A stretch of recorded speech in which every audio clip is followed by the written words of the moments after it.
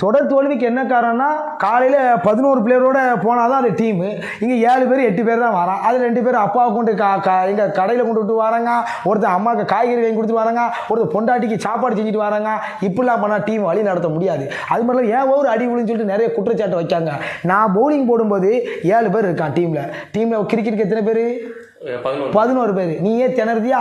அப்போ உள்ளே போய் நான் எப்படி திணறுவேன் தெரியுமா? அந்த ஃபைன் லெக் அவன் ஆள் இருக்காது. ஃபைன் லெக் அவன் அடிச்சிடக்கூடாதுன்னு சொல்லிட்டு நான் பவுலிங் போடுவேன். ஆனால் அவன் ஃபைன் லெக் தான் அடிக்கான். இந்த அதுக்கப்புறம் நான் ஓவர் போட்டு முடிக்கவும் 11 பிளேயர் வந்துடுதான். அதுக்கப்புறம் அவன் பவுலிங் போடுறானுங்க, அவன் நல்ல பவுலர் ஆகிடுதான். கேப்டனாக பட்டவன் ஆட்களையும் கூட்டு வர முடியாமல், இந்த பக்கம் பவுலிங்கும் சரியாக போட முடியாமல், அது டிப்ரெஷனில் இருக்கு. அவங்களுக்கு புரியாது தம்பி. ஒரு நிர்வாகங்கிறது இங்கே இருந்து பார்த்தா தான் தெரியும். நீ ஒரு நாள் கேப்டனாக இருந்து பார்க்கியா என் நிலைமை என்னன்னு உனக்கு தெரியும். அதுக்கு சாத்தியமா கேப்டன்? சாத்தியமா? அவன் தண்ணியை குடி, முதல் படத்தை குடிப்பாங்க. இல்லை ஒரு கண்ணாடி காசு வைக்கலாம்ல, ஒரு இன்டர்வியூ மாதிரி இருக்கணுமா? இது என்னது, யாரும் சாயா குடிச்சிட்டு பக்கத்துல இருந்து எடுத்து வந்த மாதிரி இருக்கு. சை, இன்டர்வியூ க்ளோஸ் அப்படின்னு.